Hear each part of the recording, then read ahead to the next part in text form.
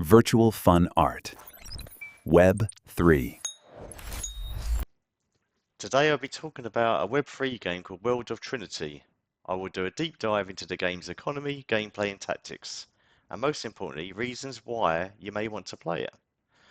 So what type of game is World of Trinity? Well, it's a tactical, card-based strategy RPG, and it lives on the Soneium blockchain. For those that don't know, Soneium is an Ethereum Layer 2 blockchain developed by Sony Block Solution Labs. It's a massive joint venture between Sony Group and StarTale. So how do you access this game? So you can do it through a web browser. The address is app.worldoftrinity.com. The link is also included in the video description. So why is it called World of Trinity? It's called World of Trinity because of the three primordial forces: will, instinct, and soul. You pick your faction, humans, beasts, or spirits to dominate the arena.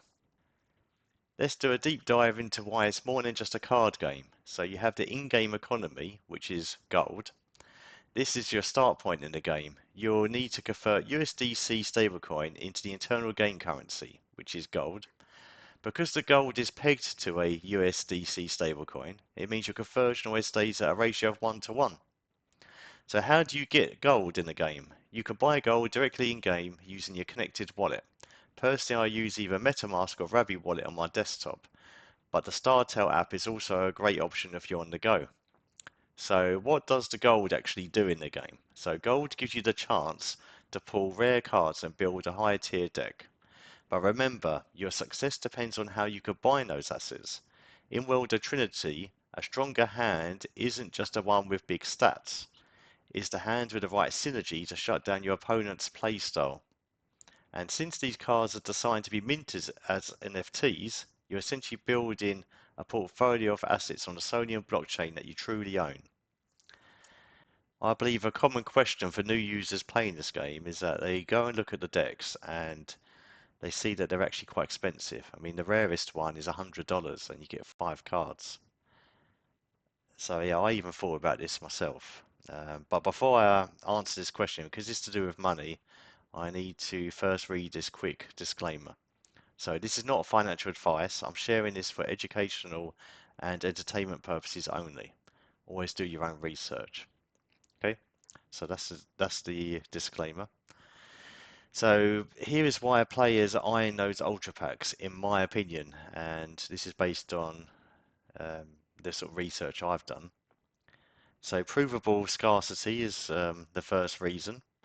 Unlike traditional games where the developers can print infinite cards, these are limited, as far as I know. So the max supply is hard coded, so when a set sells out, it's gone. So that's the first reason, is people want to snap up the rare cards, as there's only a certain amount of them. The second reason, the legends factor. So ultra packs offer the best odds at true legends, the rarest cards in the game, as far as I'm aware. These aren't just powerful in battle, they are high value assets on the secondary market. Even though there's no secondary market yet, it's likely there would be one day. The third reason is Soneium score. So playing World of Trinity contributes towards the Soneium ecosystem. A higher ecosystem score could help you receive potential airdrop reward or increase any reward you might have been getting anyway. So the fourth point is secondary market potential. So yes, you are spending a lot of money on the decks, or you're spending $100 on the rarest one, but when you buy a pack, you are getting powerful in-game assets. Trinity is designed so you can choose to mint these into NFTs later as the marketplace matures. This keeps the game fast and gas-free while you build your collection. Yeah, so I suppose if you're into Web3 and you believe the Soneium chain is going to be there in the future and releasing more games and even having other versions of World of Trinity in the future, maybe. Then maybe it's quite good to snap up some of these assets. You never know what will happen with this game, and it seems to be a very popular game actually on the Soneium chain. They say it's their flagship game currently. Yeah, so what I'm going to speak about next is the gameplay loop. So you collect, you aren't just looking for high numbers, you're looking for synergy. You want cards that work together, like using a human taunt card to protect a high damage spirit card. Then you battle. So once you have your cards, you battle. Every win in battle mode, also known as ladder mode, earns you XP and Trinity points. This isn't just for show, it builds your reputation on the blockchain. Yeah, so just to make it clear, this button in the middle, there's obviously two battle buttons. The one in the middle is just for your general gameplay, which most people are going to be using. So when you click that, it's automatically going to find a battle for you.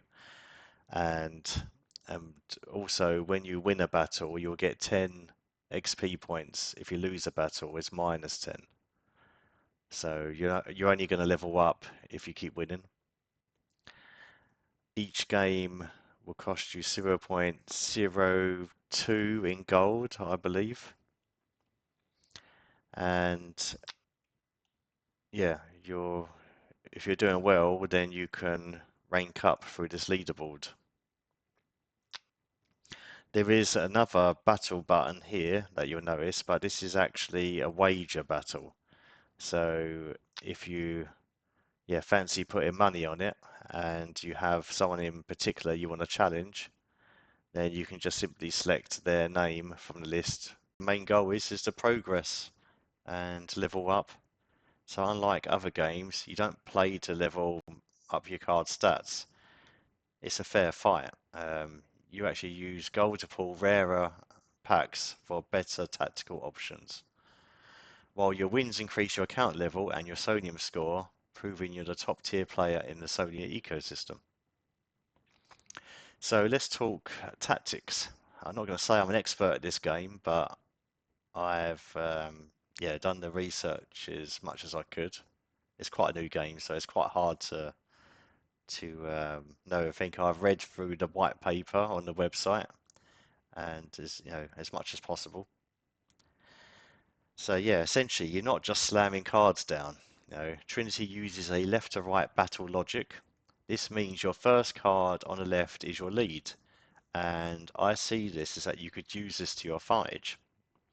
So by putting a beast with poison on the far left, you ensure it's hit first.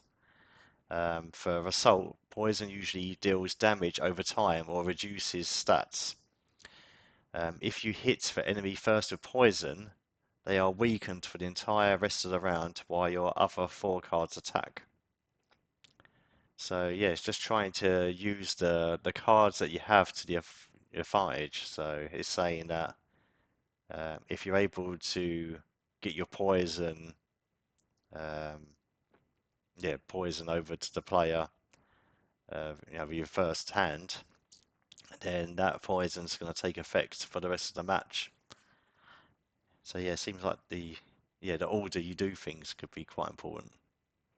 I never quite realised that until I started reading stuff. Also, it does seem like the higher the numbers on your characters, like the overall better you're going to do as well, because they could take more damage or give out a better attack. And yeah, also you have buffs in the game, which are um, additions to support your deck. Like you might have one that can strengthen one of the card's attacks by a couple of points, or it might give a card some extra health. So yeah, you have to really think about how the gameplay works and where you need your buffs to support your deck. Yeah, also, if you're going for the Ultra Pack, you're hunting for true legends. These cards often have the invulnerability or multi-attack keywords, which are absolute game changers in automatic battle mode. Yeah, that's something I read. So yeah, hopefully those tactics actually help you out. And yeah, I can show you some gameplay now. See, I'll show you how it works. Yeah, so this is the home page of World of Trinity. So the URL is app.worldoftrinity.com. Oh yeah, you'll notice I got changed pretty quick. Yeah, I had to do the video in two parts because it is a long video. So I'm just about to log in. You can log in through StarTel app or other wallets. I originally, yeah, I basically logged in through MetaMask before they added the StarTel option. So I've just stuck with that really. But StarTel app login would probably be easier because it uses account abstraction wallet, which means you can log in via Google. So I'm going to be logging in through MetaMask. So let's connect that.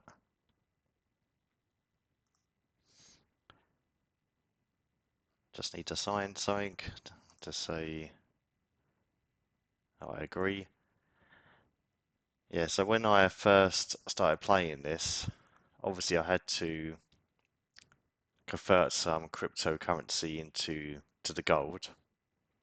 And then I decided to buy two champion packs.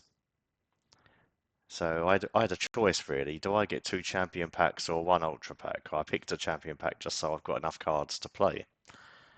But at a later date, I'm pretty sure I'm going to be buying that ultra pack just because that's the only way you can get one of these legendary cards, which is what I've called true legends in the video.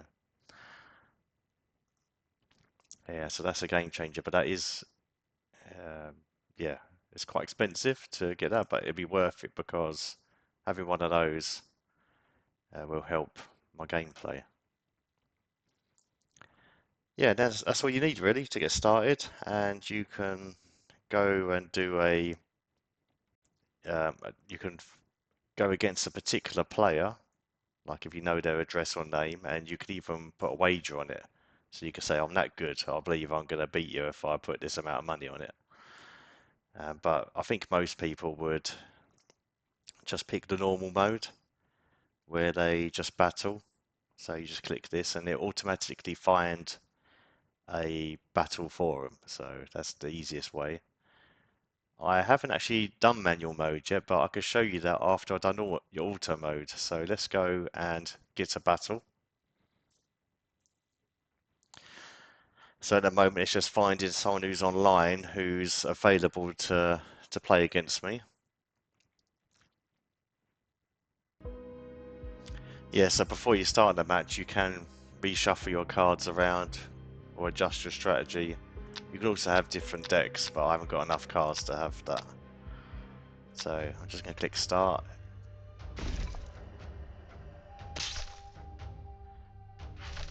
Yeah, as I said before, it kind of goes from left to right. And I think this person is incredibly good. I mean, they're level 29, so they've been playing this a lot. So yeah, they've absolutely whooped me there.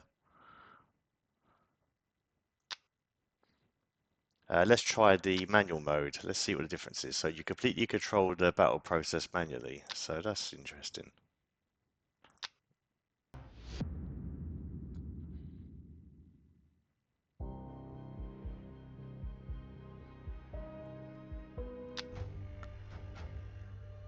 Okay, so this is the manual mode. And it seems to be my turn because it says I can skip a go. So this is interesting. I think, can I...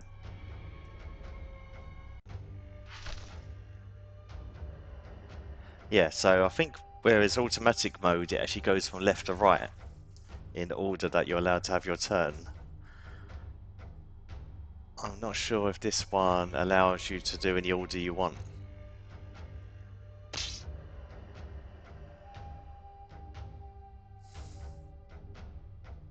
Okay, let's see if I can do that one. Yeah, so the difference is the manual mode you can override the standard gameplay where it wants to do cards in order from left to right, and then you can, yeah, you might be able to apply some strategy. I have not good enough yet to realise yeah, what's the best way to play manual mode. But I won.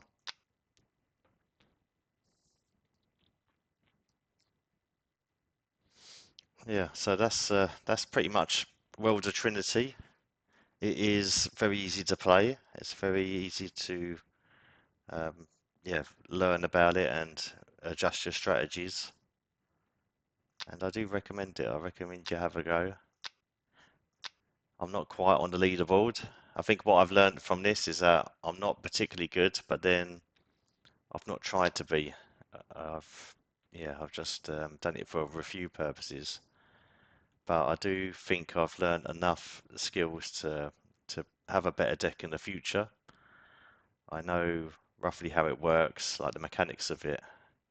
You just need to know more stuff about what buffs to use, I guess, with which cards. And I think that's a lot of the strategy as well, knowing which ones to pair, because you can move these about, you see.